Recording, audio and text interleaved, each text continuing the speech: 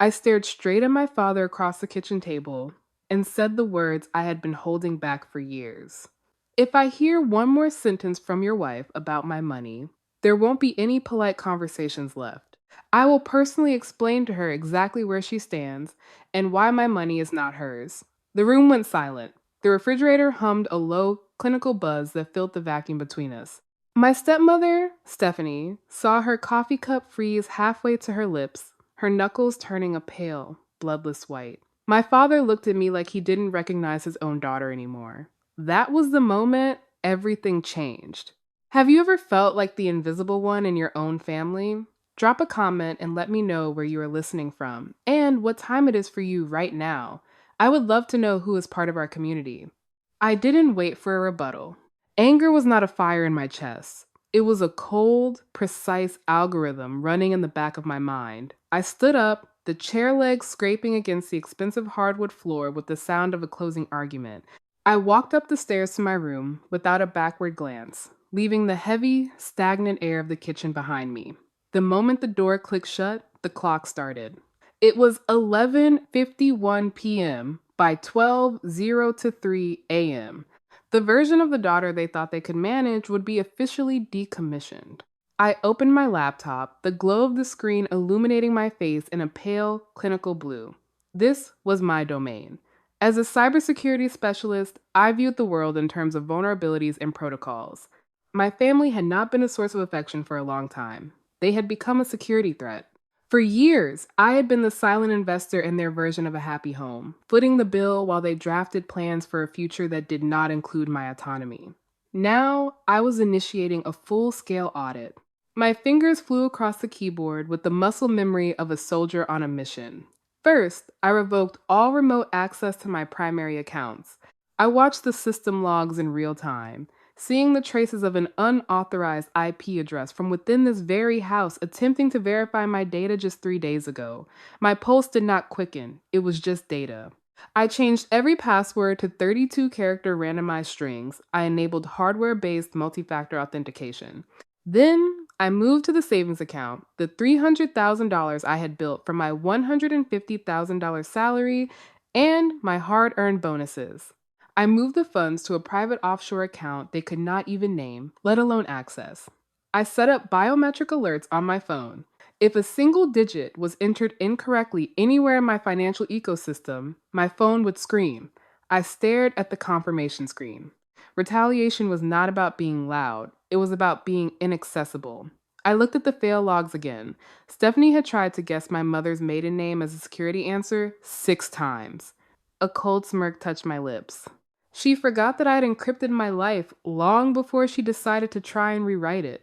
I rubbed my eyes, but there was no fatigue, only the sharp, lethal clarity of a successful breach containment. This was not a family dispute anymore.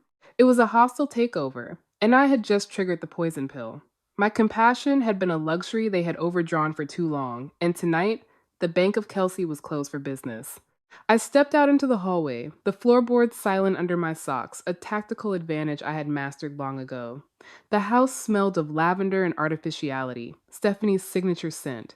I walked toward the room that used to be my mother's sanctuary. Now, it was a gallery, a sterile environment of glass and chrome that Stephanie said made the house feel more valuable. To me, it looked like a crime scene, where a life had been erased. My mother's heavy oak desk, scarred with ink stains and memories, was gone. In its place sat a sleek glass table that held nothing but a designer lamp and a pile of real estate brochures. I stood in the doorway, staring at the empty space on the wall where my mother's hand-painted calendar used to hang. For years, I had watched this erosion, one piece of furniture at a time. My mother died when I was 15. It was cancer, fast, aggressive, and entirely unforgiving. I remember standing at her grave in borrowed black shoes that pinched my heels, feeling the winter wind bite through my coat while strangers told me how strong I was. I hated that word. Strong meant you were not allowed to grieve loudly, because it would make my father uncomfortable. Strong meant I had to be the anchor while his world drifted. He did not stay adrift for long. Gary waited less than a year before introducing us to Stephanie. She was not a monster in the ways the movies describe. She did not scream or withhold food. She was a master of the soft takeover. She brought casseroles to the neighbors, wine to the dinner parties, and a constant, suffocating smile to our dinner table. Everyone said how lucky my father was to have found happiness again. I was 17 then, old enough to see the calculation in her eyes, but young enough to believe that keeping the peace was my primary duty. People often ask why I stayed quiet for so long. Why let her sell my mother's things and treat my income like a communal asset? It is a phenomenon I now recognize as a prison without bars. When you live in an environment of long-term emotional manipulation, you do not just endure, you survive by becoming invisible. It is a learned helplessness, a quiet conditioning where you convince yourself that if you just give a little more, the house will finally feel like a home again. I had been the silent investor in their version of family, paying a monthly subscription of my own dignity just to keep the lights on. I had worked 80-hour weeks as a cybersecurity specialist, earning my $150,000 salary and my $50,000 contract bonuses, all while living in this studio-sized emotional vacuum. I had convinced myself that my silence was a form of protection from my father. But as I looked at the cold, stainless steel lamp on that glass table, I realized I had not been protecting him. I had been funding my own erasure. I was not a daughter to them. I was a diversified portfolio. And tonight, I realized that some legacies are not meant to be shared. They are meant to be defended. The atmosphere in the house changed from a polite chill to a predatory silence. Stephanie's facade did not just crack, it splintered. She realized the digital tap had been turned off, and the $300,000 she viewed as a communal safety net was suddenly behind a wall she could not scale. She did not apologize for the attempted access. Instead, she leaned into the only weapon she had left: social media. I saw her post on my feed that evening a picture of a sunset with a caption about how success can change people's hearts and how some children forget the hands that raised them once they start making six figures. It was a classic smear campaign designed to paint me as the ungrateful daughter and her as the suffering, selfless martyr. My father, the man who used to lead an entire school as a principal, sat in the living room and said nothing. He watched her type those words, watched the comments roll in from neighbors expressing their sympathy, and he looked at his shoes. His silence was not just a lack of action, it was an endorsement. He was a silent partner in her gaslighting. But while they were busy managing their public image, I was busy managing reality. I did not need to argue with a Facebook post. I had administrative privileges. I spent the next night conducting a forensic audit of Stephanie's professional life. I didn't need to hack her in the cinematic sense. Stephanie was arrogant, and arrogance is the greatest security flaw. Years ago, I had set up the family's shared cloud storage and the home network. She had been using the family admin folder, a space I technically owned, to sync her private business ledgers, thinking I was too busy to ever look. She didn't realize that in my house, every byte of data left a footprint. I had every legal right to audit. Her real estate business was a house of cards built on top of a sinkhole. I saw the spreadsheets she thought were hidden, the $400,000 in high-interest debt, the missed commissions, and the investments that were nothing more than desperate gambles. This was the moment I understood the profound difference between having and being. It is what I call the illusion of power from an empty wallet. Stephanie's entire identity was an elaborate costume. The designer blazers, the $500 highlights, and the sharp clicking of her heels against the floor were all rented with money that was not hers. She behaved with the arrogance of a billionaire because she believed that having access to my $300,000 would make her one. She confused having wealth with being wealthy. Her position in this town was not built on character. It was a luxury she had leased, and the lease was up. She needed my money, not to help the family, but to keep the world from seeing the empty space where her success was supposed to be. I looked at the balance sheets and felt a cold, clinical wave of recognition. She was a financial predator, and my father was her willing bait. She did not fear the truth. She feared the loss of the leverage that maintained her lifestyle. I logged out of her systems, my hands steady. The daughter they thought they knew was gone. In her place was an architect, and I was about to dismantle the stage they were standing on. I stopped engaging in the psychological theater of our household and shifted to a systematic, professional offensive. I did not send another warning or wait for another unauthorized alert to hit my inbox. I contacted a law firm specializing in white collar crime and financial exploitation. My attorney was a woman named Vanessa, a professional with ice in her veins who understood that family ties do not override the law. I met with Vanessa in a glass walled office that felt a world away from the suffocating politeness of my father's kitchen. I did not walk her through my feelings, I walked her through my data logs. I handed her an encrypted drive containing every time-stamped access attempt originating from the IP address at Gary and Stephanie's home. I presented the draft loan application Stephanie had foolishly left in her sent folder, a document listing my $300,000 in assets as collateral for her failing real estate ventures. I was not a daughter presenting a grievance. I was a cybersecurity specialist providing a forensic report. Vanessa scrolled through the evidence, her pen tapping a rhythmic, clinical beat against her desk. "This is not a misunderstanding, Kelsey," she said, her eyes meeting mine with sharp clarity. "This is attempted digital signature forgery. She tried to use your credentials to authorize a $50,000 withdrawal." Hearing it categorized as a crime stripped away the last layer of my hesitation. This was the kill shot. Stephanie was not just ungrateful, she was a criminal who had tried to hack my future to pay for her past. Every sweet comment she had ever made was now just a data point in a broader strategy of social engineering. She had been scanning me for vulnerabilities for years, and my father had been the back door that let her in. I realized that my father, the retired principal, was not just being managed, he was a silent partner in the exploitation. He had watched her delete my mother's legacy and had done nothing because the price of peace was my income. I felt a dull ache of clarity, but I refused to let it become grief. This was not a family breakdown, it was an audit, and the numbers did not lie.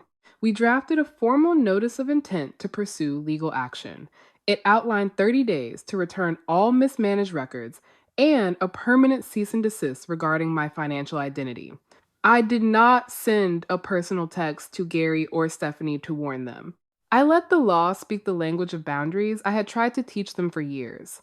As I left Vanessa's office, the sunlight hit the pavement with a cold, unforgiving brightness. I did not feel like a daughter anymore. I felt like a creditor. I logged back into my secure workstation and saw the read receipt from Stephanie's email address pop up at 2:00 to 3 p.m. I did not answer the 15 missed calls that followed. I simply went back to my spreadsheets. The stage was set, and for the first time in my life, I was the one holding the script. I decided to spend my last night in that house clearing out the things that truly mattered, the items Stephanie had not yet managed to replace with her chrome and glass improvements. I reached into the back of my closet and pulled out the small mahogany keepsake box that had belonged to my biological mother. I had always intended to take these pieces with me, but I had waited until the very last moment to avoid giving Stephanie another opportunity to organize my inheritance into her own inventory. The room smelled of cardboard and the dust of a life I was finally packing away. I lifted the lid, expecting to feel the weight of nostalgia. But as a cybersecurity specialist, my brain is wired to detect anomalies before my heart even has a chance to react. I picked up the 18-karat gold chain that my mother had worn every single day of her life. The moment it hit my palm, my internal sensors flagged a critical error. The weight was wrong. Gold has a specific density, a physical signature that cannot be mimicked by cheap alloys. This chain felt like a notification of a system, breachlight, hollow, and deceptive. I did not panic. I moved with the clinical precision of an auditor. I took the chain to my desk and examined it under the high-intensity light of my workstation. I ran a basic verification test, the kind I use for checking the authenticity of hardware components. The result confirmed a horrific twist. It was not gold at all. It was a base metal replica, a high-quality counterfeit designed to sit in a box and never be questioned. I went through the rest of the box. Every single piece of my mother's 18-karat gold legacy had been replaced with cheap, gold-plated fakes. I did not need to ask who had done it. I opened my encrypted archive of Stephanie's financial records, the data I had harvested during my audit of her failing real estate business. I searched for transactions related to luxury assets. There it was, a deposit of $12,600 from a local estate jeweler 3 years ago. The date matched the exact week Stephanie had claimed she was deep cleaning the hall closet where the box was kept. The records showed that the money had not been used for family emergencies. It had been funneled into a non-refundable deposit for a commercial property flip that had collapsed into nothingness within 10 days. She had gambled my mother's memory on a bad investment and lost. But the true kill shot came when I accessed the backup of my father's old phone, which I had synced to my secure server days earlier. I found a text exchange between him and Stephanie from that same month. Stephanie had written, "I swapped them. She won't notice for years. It is the only way to cover the loss and keep the house running." Gary's response was a single, devastating line. "Just make sure she does not find out. We need the peace right now." This was the criminal twist that stripped them of any remaining humanity in my eyes. Peace, for my father, was a currency he was willing to pay for by aiding and abetting the theft of my heritage. They were not just greedy, they were soul thieves. The $300,000 in my savings account felt insignificant compared to the magnitude of this moral betrayal. This was not a family disagreement anymore. It was a criminal enterprise, and I was no longer the victim. I was the evidence. I updated my legal file, adding theft of physical assets and fraudulent misrepresentation to the growing list of counts. I realized then that being strong did not mean enduring their cruelty. It meant being the one who delivered the final accounting. The dinner was Stephanie's idea, a final attempt to regain ground by staging a performance of reconciliation. She had invited a few neighbors and an aunt, hoping the presence of witnesses would pressure me into compliance. She wore her most approachable smile, steering the conversation toward the future of the house and the importance of family unity. Gary sat at the head of the table, his spine no longer straight, looking like a man who was already living in the aftermath of a defeat he had not officially conceded yet. Halfway through the main course, Stephanie leaned in, her voice dropping to a conspiratorial whisper about consolidating our resources for the sake of the family legacy. I did not interrupt. I let her finish her script. When she finally paused, expecting a nod or a sensible response, I reached into my bag and placed a slim, white envelope on the table. The sound it made as it hit the wood was the only noise in the room, cutting through her orchestrated warmth like a scalpel. I spoke in a voice that was clinical and factual, the tone of a professional delivering a high-stakes breach report. I did not use the language of a daughter. I used the language of an investigator. I detailed the $96,000 in mortgage payments I had made over 4 years while they were plotting to forge my digital signature for another $50,000 loan. I laid out the evidence of the $12,600 Stephanie had pocketed by selling my biological mother's 18-karat gold heritage and replacing it with cheap fakes. Stephanie's radiant facade did not just crack, it vanished, replaced by the raw, panicked look of a predator who has finally been outmaneuvered. She began to weep, calling the theft a desperate necessity and claiming she had only wanted to protect our lifestyle. Gary's face was a map of shame. He tried to speak of his reputation of the decades he had spent as a respected principal and how a scandal like this would destroy his legacy. He looked at me with red, pleading eyes, asking for the mercy they had never shown my mother's memory. I stood up, looking down at them both with cold, uncompromising clarity. This was not a family dinner anymore. I placed my phone on the table. My lawyer, Vanessa, was already on the line. "Stephanie," Vanessa's voice was cool and professional. "We have a forensic audit of your offshore accounts and the diverted funds. You have 2 choices. Sign this voluntary restitution agreement now, treating it as a civil debt repayment, or we hand this file to the district attorney's financial crimes unit. This isn't a threat. It's your only chance to avoid a felony indictment. You have 60 seconds to choose your future." The peace my father had traded my heritage for was gone. He realized too late that you cannot buy harmony with stolen coins. Stephanie's hand shook as she reached for the pen, her sharp, angry strokes a signature of her absolute defeat. They were not shocked by their own cruelty. They were shocked that I had stopped being the compliant girl who funded it. Gary signed next, his head bowed, the weight of his silence finally breaking him. I collected the papers, slid them back into the envelope, and walked out of the room. The stage was dark, the performance was over, and I was the one walking away with the only thing that mattered, the truth. I walked out of the mansion in Arlington for the last time, the cool Virginia air finally feeling like oxygen rather than a weight. Behind me, The house stood as a monument to a contract that had been officially terminated. Within 90 days, the property was sold to a family who wanted a home, not a stage for financial theater. The $96,000 I clawed back from the wreckage did not go into my personal accounts. Instead, I used it to establish the Legacy Protection Fund, a foundation dedicated to providing legal and financial advocacy for orphans and young adults trapped in webs of domestic exploitation. I realized then that sometimes the greatest liberation is not found in a grand reconciliation, but in the finality of a clean break. Society teaches us that family is a permanent, non negotiable bond, a debt we are born into and must pay for until we die. But I have learned that blood does not grant anyone a license to overdraft your peace or forge your dignity.